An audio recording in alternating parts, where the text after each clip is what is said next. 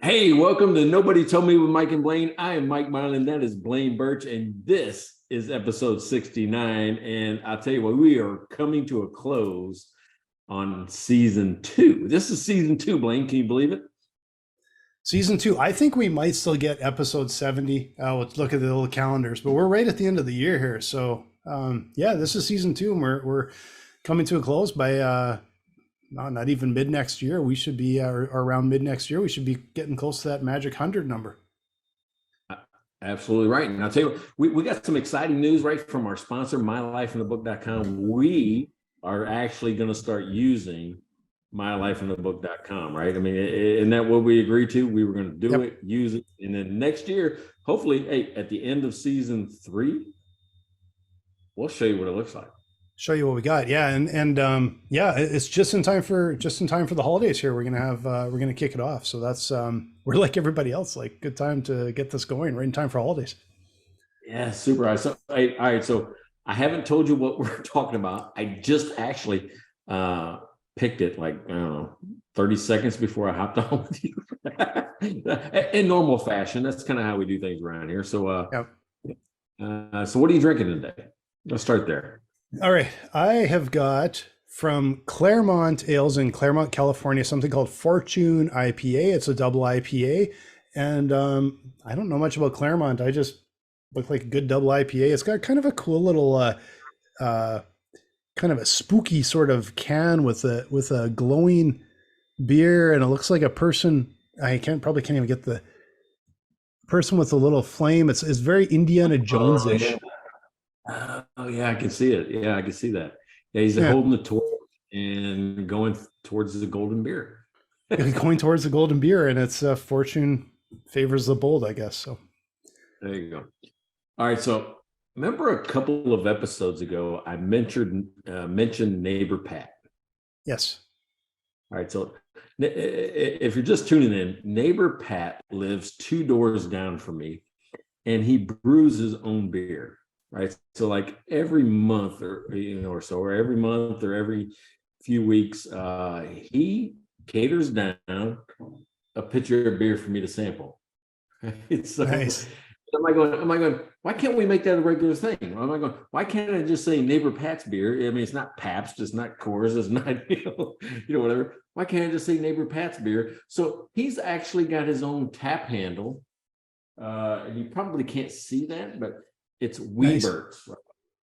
Weberts is a name that his family gave their farm when he was a kid, right? His dad and him worked a farm up in Michigan when he was a kid. And they say, hey, Weberts wobble, but they don't fall down. So his last name is Bert. So it was kind of it was a play on his name. Nice. But he's wanting to do beer, right? And he's been, ever since I've known him, he's brewed his own beer. He always invites me down. It's always delicious. And he put together, and you can't read that probably, but it's a gingerbread spiced beer, right, for Christmas. Nice. So I'm going to be drinking Neighbor Pat's gingerbread spiced beer. And he's got a lot of crap going on here. He's got a lot of stuff going on.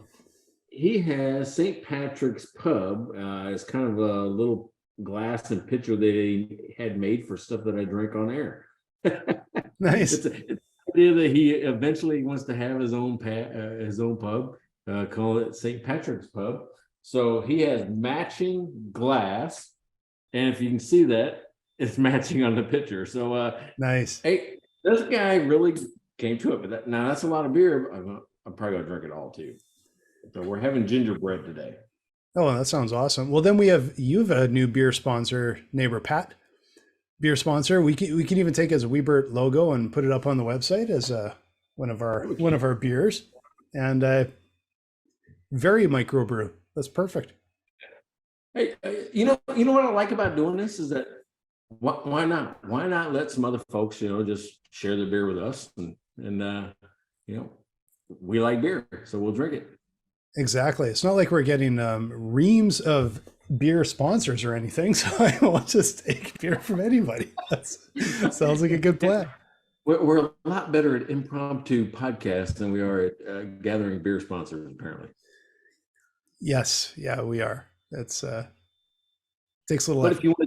if you want to change our fortune, please go to our website, mikeandblaine.com. Yeah, there's lots of stuff you can do there, right? You can buy us a beer, you can buy some merch, right? And I'm telling you, the Just Giving Her shirt is the best one on there, right? So what we're going to try to do today is just give her. What do you think?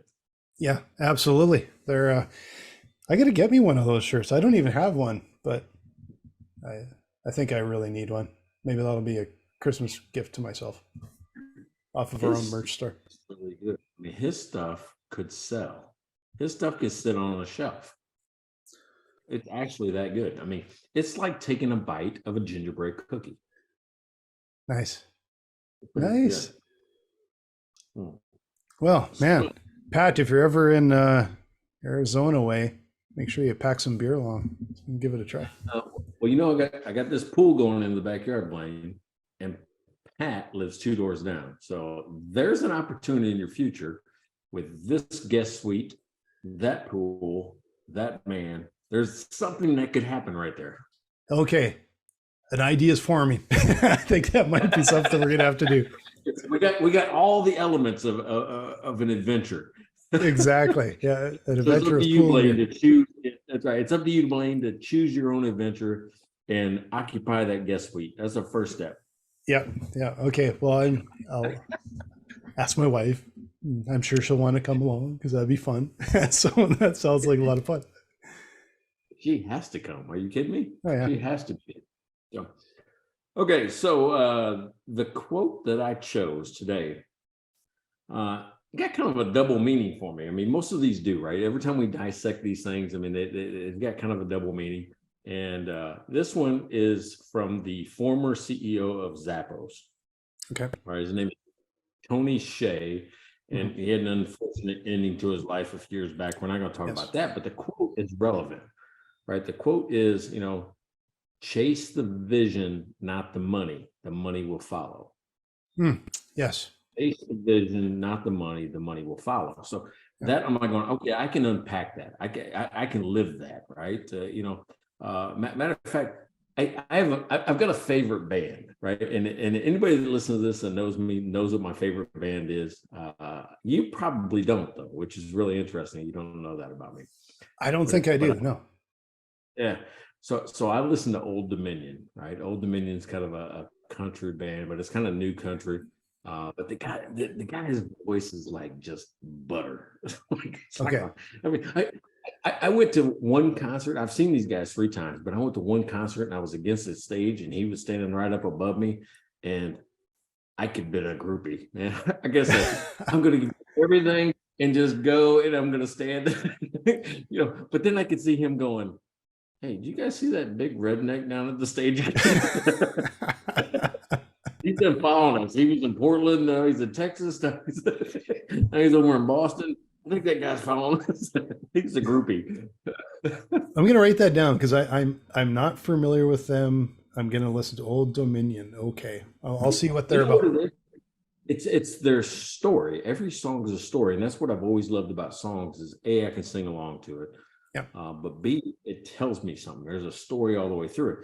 But there's one that he talks about, that one of the lyrics is chase after the dream, not after the money. And that goes directly to this quote. That's the reason I brought it up. I think it's no such thing as a broken heart as the song. Could be wrong, but I think that's what it is.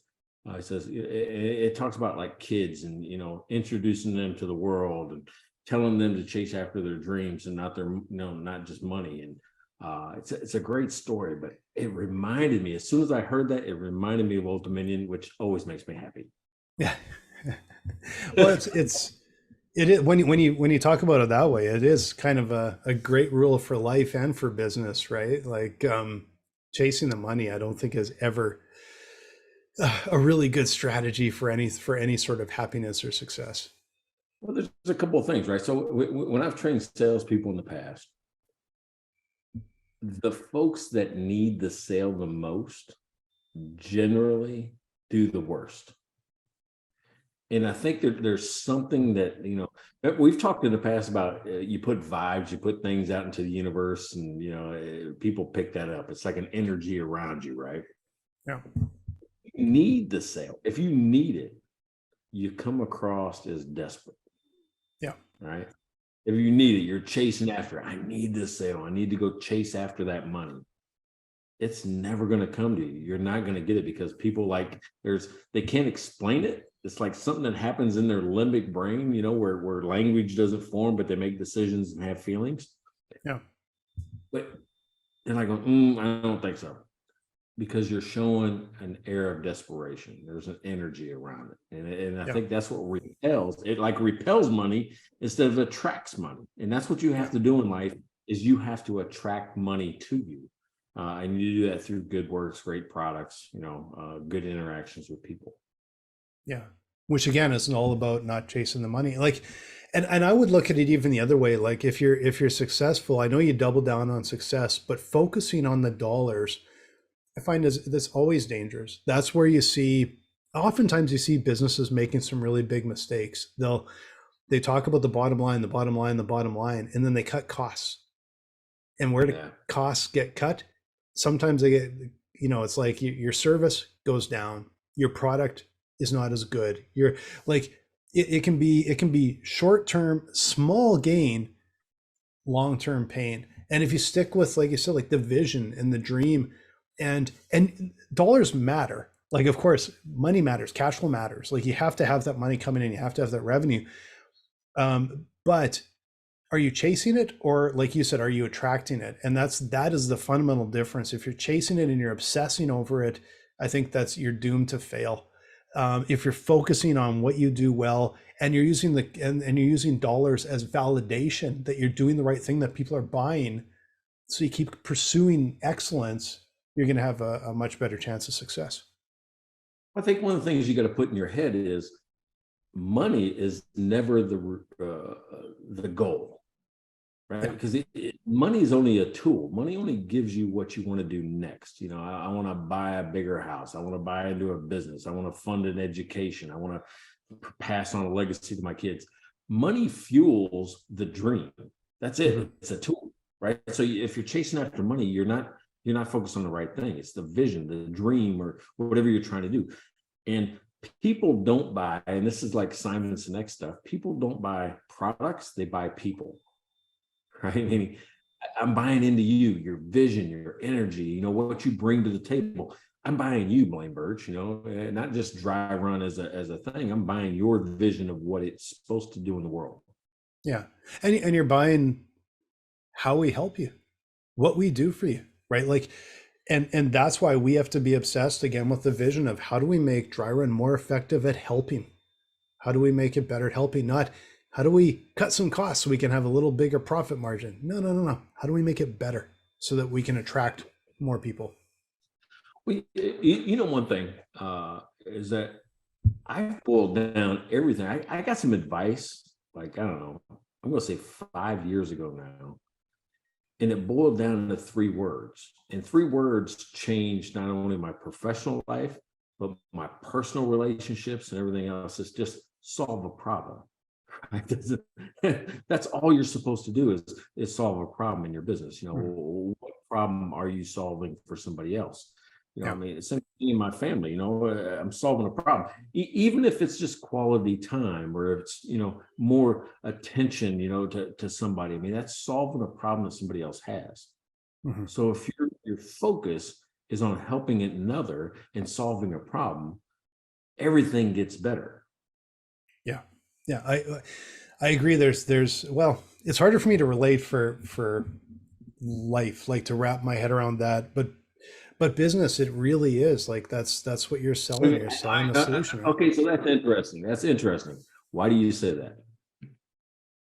It's hard for you to relate to life. It just feels in life. It feels pessimistic to be going, all I'm here for is to solve problems. It seems like not very enjoyable, compared to. But with work, I'm like, I want to solve our customers' problems. It reminds me. We Heather and I were we went down the street to the Thompson 105. I don't know if we didn't go with you guys. When next time we come, we're going to. Great place. We went and grabbed like some happy hour and a meal and that, and then the waiter comes by and he's small talk while we're saying this. Says, you got other plans for tonight? And I just, nope.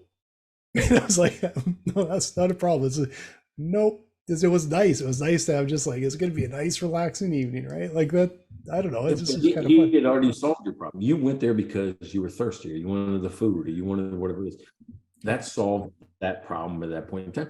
Your relationship is a need to connect, right? By you being present, by you doing the things that she likes to do, and being a loving, partner, that's solving a problem in her life. That's filling a void, right? It's the same thing.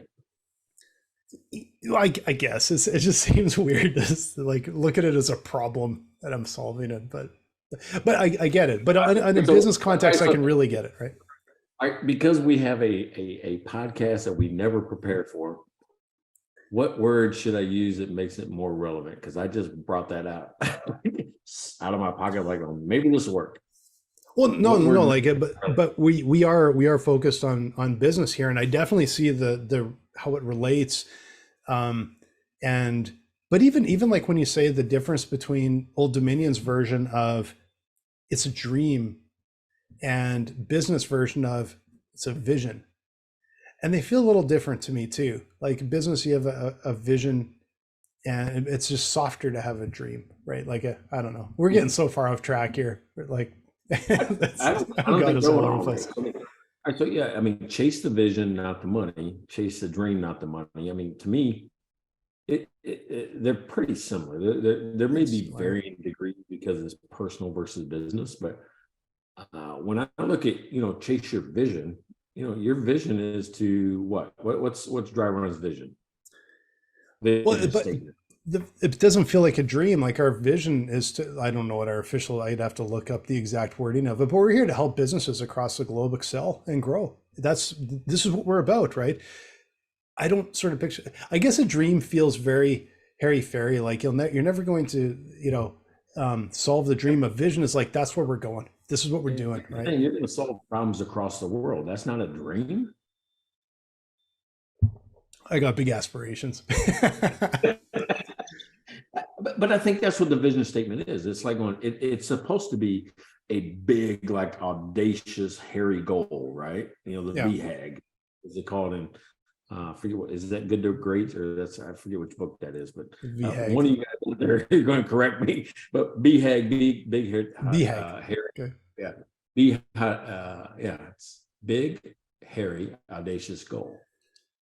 Okay. It's in one of the books. Good to Great is what comes to mind, but that could be wrong. Okay.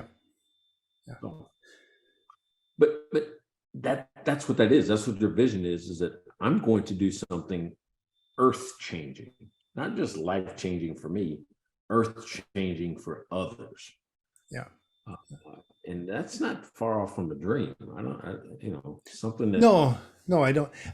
But I want to, because we've talked about this a little bit before on this show, is I can't think of an entrepreneur, at least that I know or am familiar with, that was really successful chasing money. Like if it was all about the money, I can't think of one. Can you think of any? And I'm talking entrepreneur, not just like some, scam type thing, like an entrepreneur that built something that really matters and is doing something interesting.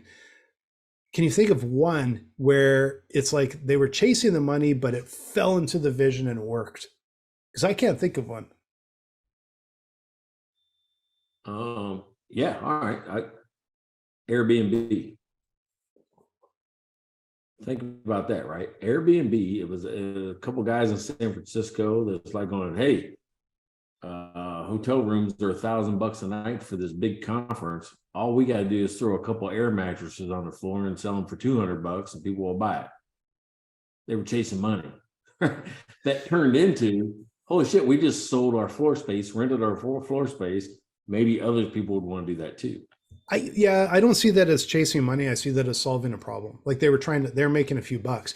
But if you're going, but they didn't, it's not like once they said, we're in a business here, they didn't just go, let's just like, they started to picture it and say, how do we empower people to be able to do this and they can make money? But I don't feel like they were just chasing the money relentlessly for a decade. Like maybe the original idea was, hey, they can make money off of this. But I don't think Airbnb grows into what it is if everything they were thinking about is how to make more money and how to save more money, and not how do we make this a better service? How do we, how do we make it more, again, this vision of opening up the world to people, right? All right, so I kind of agree with that because the money can't be there unless you're solving a problem. You can't get mass market acceptance of any idea unless it's solving a problem. I mean, people just aren't going to give you money. Exactly. Now there's some really silly problems that are solved every day.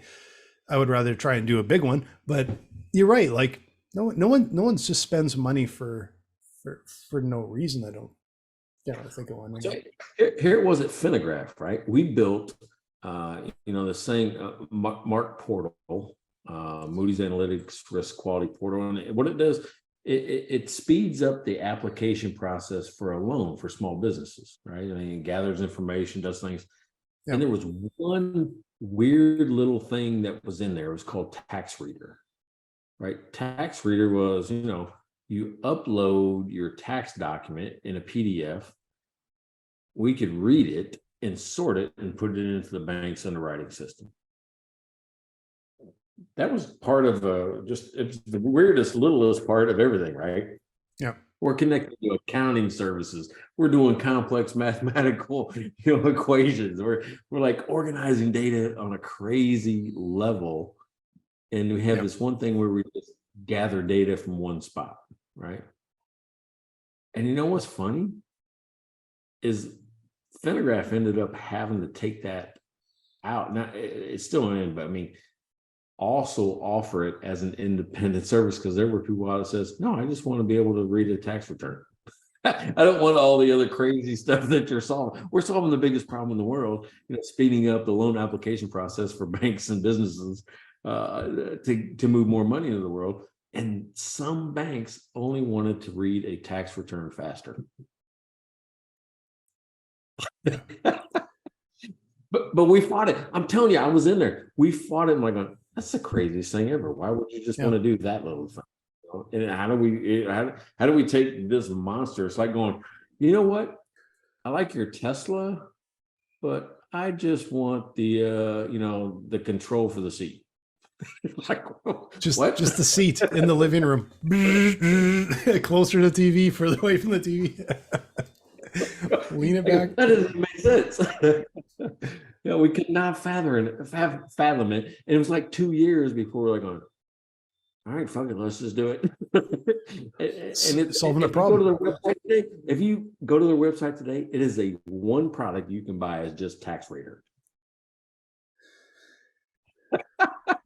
Bizarre. Yeah. But it's solving a problem. And you know what? Like the problems are people don't want the extra complication, right? Like it's the like feature bloat they always talk about. It's like, we'll just add in more features, and sometimes it's just down to one little feature and that's it. And that's just what you do really well. All right, so if you were, and I'm going to put you on the spot as a CEO of a company, if you were to take one thing out of Dry Run and sell it separately, could you? First of all, could you? And then what would that be? Could we take one thing out? And it feels so like a harmonious, holistic package. The one thing we got, like we have this insights panel that it analyzes your data. It just gives you this one little snapshot. It's like, this is how much people owe you. This is how many open invoices you have. And here's a short list. Like, it's kind of like a little bit of an ARAP. And then here's where your bank's at. It's like the highlights. Here's like the top 5 highlights you kind of need to know. But it feels to me like you can't take action on that. Like it's little, but everything else in Dry Run is like, it's in there and you're solving problems. And I think if you take anything out in isolation, I just don't know if it would be as effective. Yeah, but it's funny. It's like Tax Reader, right? It's like we went through the same exercise about why would somebody just want that? That's almost nothing. It's like it's almost nothing you can do. But there might be a way where it becomes like a tripwire type product into the main one, right? You take it out and go, all you do is get information. Oh, well, you want to act on it. buy a dry run. I'm not telling you to do that. This isn't a strategy No. session. I'm just saying, when you start having these conversations, and that's what we're talking about, what problem am I solving? Am I too big? Is the product I have, the service I have, too big to really solve the problem that somebody wants? I think so much of it, and it's really hard to be super disciplined on this. But we were talking about this in one of our meetings, company meetings yesterday, about sort of exactly that of how do you work, like how do you look at tasks that are related, and sometimes they'll use one or two, and sometimes they'll use multiple ones, but they're related and they're intrinsically pulled together. Because what we see with a lot of softwares is they isolate, and so you can't see everything in one place. And you've seen them. You go and you look at, like, even some of our competitors. You look and it's like, oh, here's 10 different screens you can look at. And my sort of example was Google Maps. What used to happen is, let's say we were looking up, like, we want to bike to a brewery. Let's say that's the problem. I want to bike to a brewery. So we would look up, at one time you would look up, okay, where's the brewery? You might look at Google Maps and know, okay, here's where it is. And then I would have to go to, like, maybe an offline map or another site to find a bike map. And then I would have to figure out, okay, now I'm going to figure out how I plot my course. And then now, and that is awful, but they're little snippets here and there, and it's all isolated. Now you're in Google Maps, you can say, I want to go there, plot me on a bike path, and I can see the bike paths, I can see traffic, and I can see my route there, how long it's going to take, because those are all completely tied together, and it's completely intuitive to be able to do that, right? Can't you even do multiple stops now in Google Maps? Is it Google Maps or one of them you can do multiple stops in? I think you can. I think you can add stops along the way. So when you look at that, that's so much power, but that's not feature bloat. Those are things that are just tied together. So sometime you might go in and just go, I just want to know where this place is located. Once I know, I'm like, yeah, I know how to get there. I'll hop in the car and go. But the next time you want to plot the entire way there, right? Well, you know what's funny is that always reminds me of the AAA maps you used to get, because you could send away, and I think it was AAA. You could send away saying, I want to go from St. Louis to Philadelphia, and I want to stop at these three places. And they would put together like a page atlas. Did that once years and years ago. Yeah, it was fantastic, right? I mean, we used to use atlases. You had to have one in your car. You had to have an atlas in your car. Yeah, and now it's like it's ridiculous. I'll tell you where I went even further in Google Maps. So there's Fountain Hills, which is just east of us. There's a brewery there called Bonehouse, and so we started biking a couple of weeks ago, and we started going down Hsieh, and I'm looking on the map, and I'm like, oh man, they got a bike path all the way out there, and I'm getting really excited because I'm like, we're gonna grab beer. I got this whole thing figured out, and all of a sudden the sidewalk ended, and I'm like, what the hell? Because it's a super busy road going over a hill, blind hill. I'm like, we're not riding our bikes in the road over that. No bike path, nothing. So we go home. Next weekend, I find a path that takes us into Fountain Hills. Again, I was on Google Maps, and I'm looking, and I'm like, oh, it looks like it goes onto dirt because it goes to a dotted line. But then I click satellite, because now you got the satellite overlay, and I could look and go, that's actually a road, and that's a paved bike path. It goes all the way down. And then I found we could go downtown and everything, but I try and get to the brewery, and a different road ends. So I go home and I start looking at the satellite, and I plotted out an entire path that was way out of the way. And so last weekend we got to Bonehouse. By the way, it was a great little brewery, really good beer, nice little view. But it was amazing how I'm like, if I didn't have that last layer of the satellite where I could actually look at it and go, I see bike paths, I see bike lanes, we can go this way. It was amazing how much more information that had. Generally, I wouldn't do that, but this one instance came up, and I'm like, it's so important, and it didn't force me into another app. It's right there. I can just pop in and take a look. Yeah, all to get awesome. Beer. All to get beer, yeah. All the things we do to get beer. I mean, look at this. I mean, I will pile boxes on my desk just to promote your beer. Yeah. Even if you made it in your garage. Yeah. I got another example I'm going to bring up here because while I was thinking of going, we went to Bonehouse on Saturday or Sunday. Saturday, we rode from our place to Biltmore and in Phoenix. And there's a place, Bianca Pizzeria. And it was, or Bianco, I can't remember. Anyway, you can watch Netflix and you can see on the chef's table or something like that, there's a whole episode dedicated to Chris Bianco and he was credited as having the best pizza in the United States. And one guy that traveled Italy said, I've gone and had pizza, a writer, he said, I've had pizza in 1,000 places and the best pizza on the planet is in Phoenix, Arizona. This guy's credited with basically making Italian style oven baked pizza a thing in the United States because he sort of started that. Now that this Netflix thing comes out, they've always been busy, but it was like lineups. And we actually got in and without too much of a wait. But the interesting thing is when I looked at this and I watched the documentary, this guy was not going, oh, pizza's the most profitable thing and we're going to do the cheapest ingredients and the fastest this to just make money. This guy was obsessed with making the best pizza. And now they've been around for 20 some years and they got lineups to get into that place. So that's about the vision of making the best pizza, not making the most money. All right. First of all, I love that. But when you say best pizza in the world, my mind went to best quesadilla in the world, which I've had. And it's probably not even publicized. I'm just going to tell you what it is. There is a Mexican restaurant in Warsaw, Poland that makes the best quesadilla in the world. So it's going to be hard for all of us to get there. Again, I've only been there one time, but the chunks of meat, the way they built it, the stacked it. I mean, I'm like, oh my God, this is the best I've ever had. I mean, I don't know what it is, but it was the best.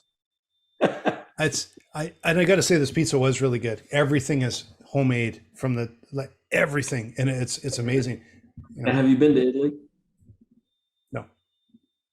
Okay. So I can't say. I wasn't a fan, but I like New York style pizza. I like St. Louis style pizza. I mean, I'd probably like this guy's pizza. You might, but it's more of an Italian style. So maybe you wouldn't. But I thought it was delicious. But I will say the other weird thing is some of the best tacos I've had in my life. And keep in mind, we're in Arizona. There, Mexican place. There's great Mexican food down here. Great tacos. And I swear the best taco I had was probably 15 years ago at a place in Toronto.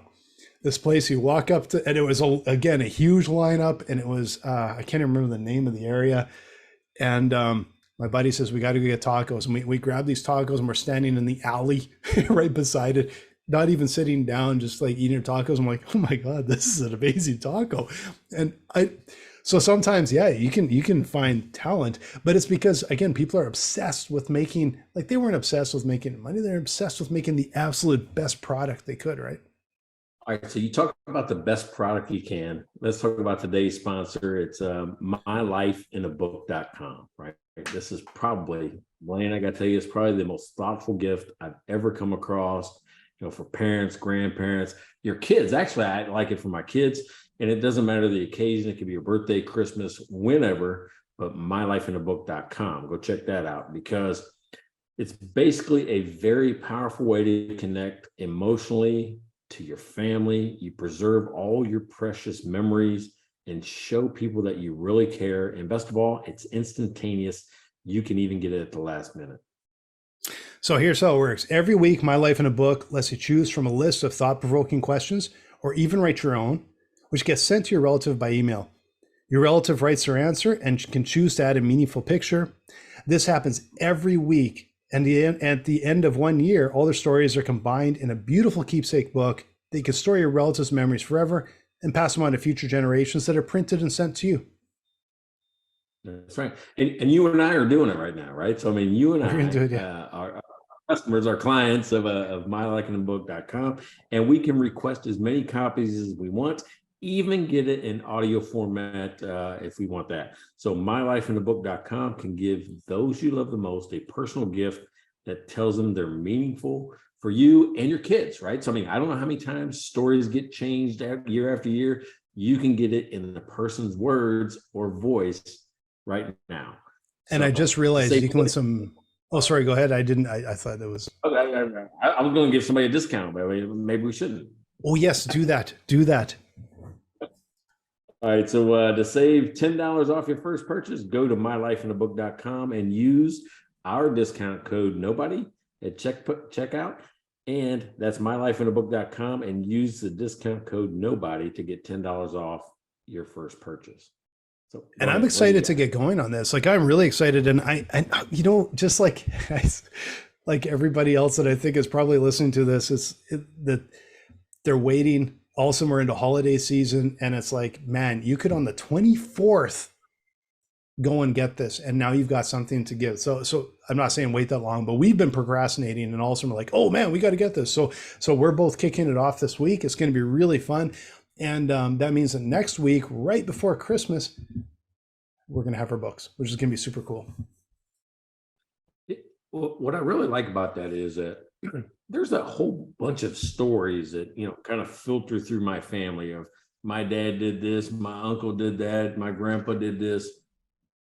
But as time goes, stories get diluted. This is a way it's not diluted. It's never diluted because it's in that person's words. You hear it right from them. It's not retold upon retold upon retold.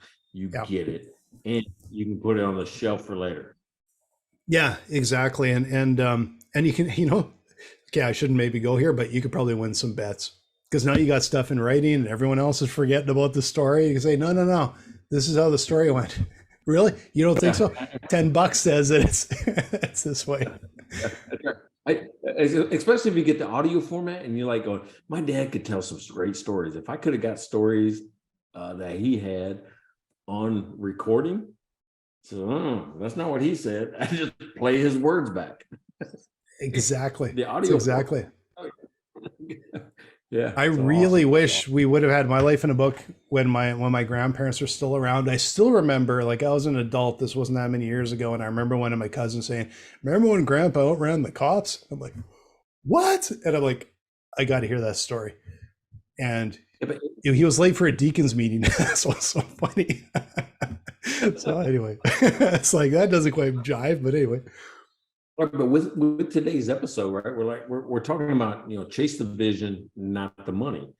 This is a perfect example of that, this company, right? mylifeinabook.com, because they like going, there's an issue out there with just preserving families' histories. Yeah. About getting it from that person and having it in one spot. And believe it or not, I mean, I'm still buying books. I mean, I'm sure you are. I mean, it's not like they went dead just because the computer lives. I'm still buying books. That was my book. I didn't buy that one. But shameless plug. But here's the thing. Everything you do, I mean, it comes down to marketing. I mean, when you say don't chase the money, it's the message that you say, your marketing message that shares your visions, and people, buy into you, right? They want to believe the same things you believe and share the same experiences that you have. Yeah. Well, and it's sharing the vision is so important. Like, I guess there's a middle ground. There's a middle ground between features and vision, because vision is like, we're going to help businesses across the globe. Features, well, we're going to track your ARAP, blah, blah, blah. But there's a middle ground of what problem are we solving for you? And that's so important to translate that vision into a message that gets through to your ideal customer, to the right group, and communicates with them. And they say, yeah, I get that. I need that help. Right. Yeah. So I mean, I think marketing, when we're talking about this, not chasing after the money, it's about your vision. I think it boils down to two things. First of all, you have to tell people what you do, right? And I call that, what's your promise to the customer? And that's a simple way to say, what's your value proposition? If I use words like value proposition, people go, don't know what you're talking about. Yeah. But if I say, what's your promise to the customer, then people get it, right? So, I mean, that's the first thing. And value proposition to me, I mean, because we're math guys, it's a mathematical equation, which is perceived benefit minus perceived cost Mhm. equals value proposition, which means that's how some people can sell a $19 hamburger and other people can only sell a $7 hamburger, right? Yeah. Why would I pay $19? It's just a bun, a burger, and some garden stuff. Yeah. Right. So, Well, we've been talking about this a lot lately. Like if I say, well, yeah, okay, we're going to help you, like, look at your cash flow over the next 90 days, and you're going to, and we're going to help you look at your sales pipeline and understand what you're doing and what your capacity looks like. That's all really good. The value on that might be a little different if we go to you and let's say you have a $3 million business and we say, we're going to help you, the CEO, have all the information that you need if you were a CFO, but it's going to be a fraction of the price of hiring a CFO because maybe you can't afford to hire one right now. Or if you have a CFO, we're going to save them 80% of their time and help them talk to you about what's happening in the business.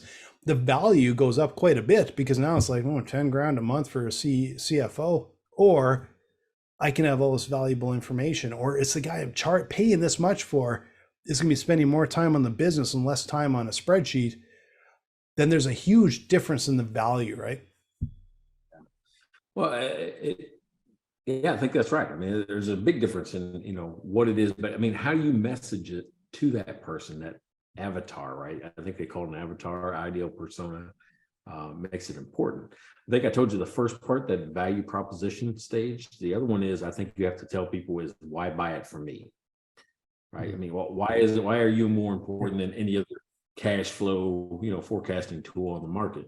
Yeah. Why are you more important Your than unique selling proposition. I know all the acronyms. Yeah, that's right. They call it that, or they call it competitive advantage, and really Yeah. try to simplify it down. It's what promise do you have to the customer, and why get it from you? Yeah. If you tell people that over and over and over again, that becomes your brand. That becomes your marketing message, and it has everything to do with vision and nothing to do with money. Right? Exactly. And it has to be in solving, that's the biggest thing, is it's solving their problem and explaining it in their words. And that can be a challenge because it's really easy to, this is what we think it is, or this is how we say it, which is usually very feature-ish, rather than saying, here's the problem we're going to solve, and this is how we do it better than anybody else. This is going to help you, and it's in your words. All right, so let me float this at you, because I've been toying with it with my new business, Cash Flow Mike. What's my promise to the customer? I deliver financial coaching, training, education. Why should you get it from me? Because I've found over $150 million in hidden cash for all my clients. You can be the next. Nice. Yeah. I'm like, hey, I think I'm the best financial management coach in the country. Why? Because I found more than $150 million for my clients. If you're looking for hidden cash in your company, get it from me. But Yeah. it was just those two things. I do this, and this is why you should get it from me. Yeah. And but I will add to that what you do, the reason, what they have to recognize is, and this, is very, very, very few business owners have financial training, have a formal financial background. It is rare, unless you're a CPA and you own a CPA firm. It is extremely rare to have that financial foundation that you really need to have. Even then, I think they're more transactional, and they know the rules and the guidance and the reporting. They don't know the interpretation or the advisory part. There's still a disconnect. Right? I totally agree. I've heard from CPAs' mouths, no, I do not understand business. Like, seriously, because there's there's a difference between the historical transactional compliance tax is different from how do I drive forward and grow a business and project the future and make decisions based on that, right? It's a different thing. You just kind of plugged my book, right? When you said, I don't understand the business. pull it up. Show guys. You gotta read this book. No, don't understand my business. Don't be dumb. When you say that, it's almost like I want to ring the bell. I go, oh shit, he said it. We should up. I gotta get that onto our website so people can read it. It's completely true though. That's the problem you solve, is that there's a real lack of financial literacy. And that's too wordy, I know that, but business owners really need to know the fundamentals of financials for their business. And I'm not talking like you should know how to read your financial reports and all of that, but boy, that is not where businesses win and lose. They win in the trenches, and they win driving forward. And you really have to understand it. And most business owners come in knowing everything but finance. They know that they're experts in their area, which could be, again, it's like Pat, how to make the best beer. But if Pat was to start a brewery or a brew pub, boy, I don't know what his background is, but it's really, you need to have some of that financial background. This can help you immensely, right? So Pat told me today that he has listened to 67 episodes.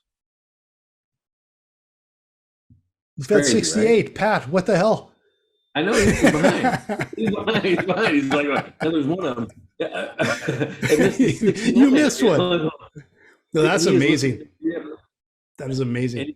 He said there are times when we kind of talk above his head, though, right? Because and I thought that was important. I said that is great feedback, because but we have to speak at all levels. So when I talk about it, I'm going, well, maybe we're helping elevate you, right? Because if you can try to connect to what the context of the conversation is, some of the concepts, some of the either formulas, calculations, verbiage will connect to something that's in your life.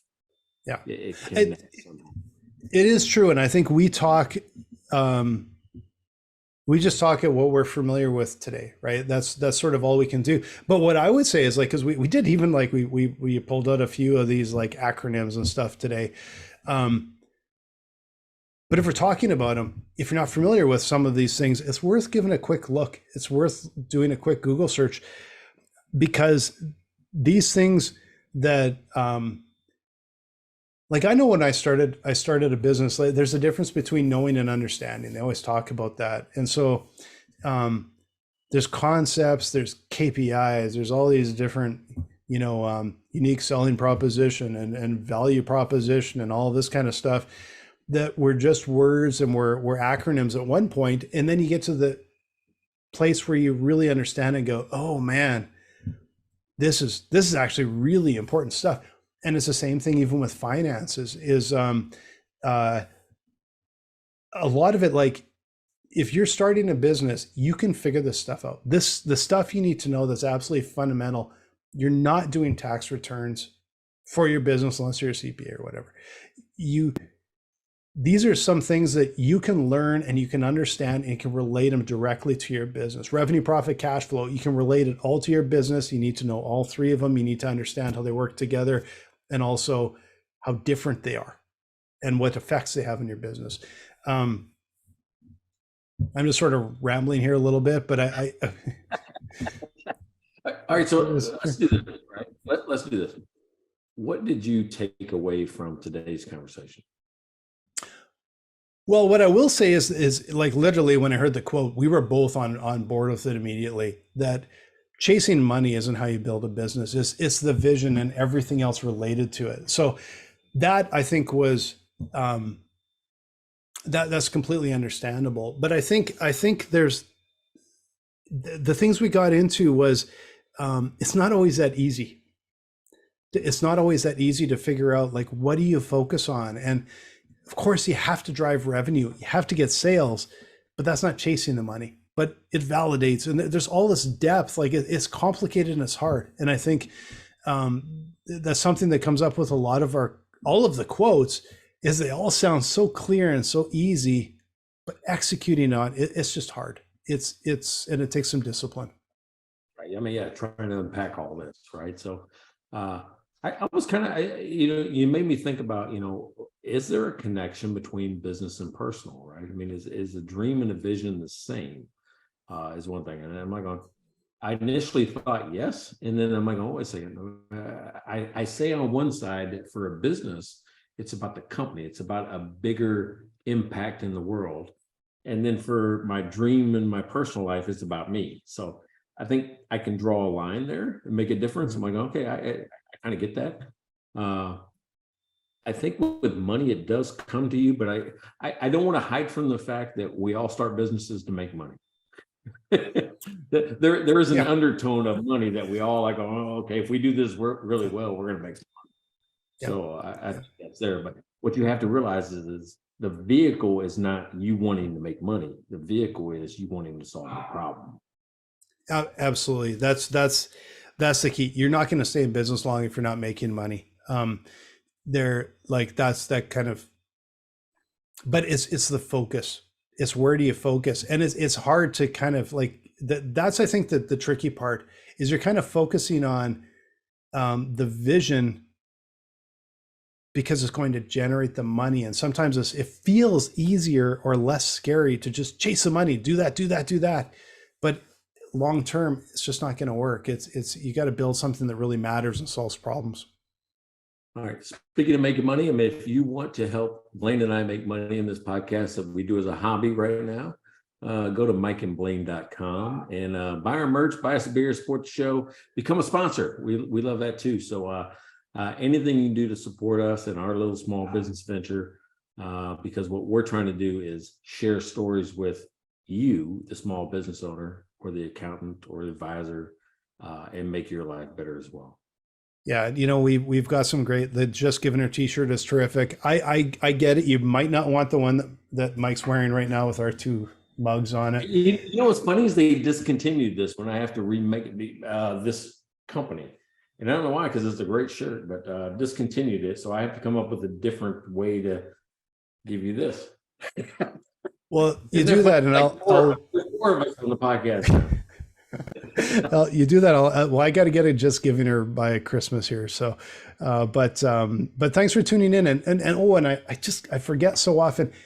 Please subscribe if you like the show. You really enjoyed it. Subscribe, like it, whatever it is on your different podcast network. If you're watching us on YouTube and watch seeing everything, because I know sometimes we talk about things you can only see.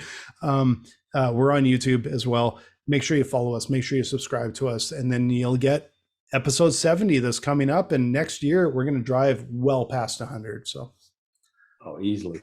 Hey, a special thank you to Weebert, which is my neighbor, Pat. And you can't buy it, right? You can't buy it. So a special thank you to him because he makes a fantastic beer that if you come to San Antonio, give me a little text or something like that, a little comment. I'll try to get some Weebert out to you.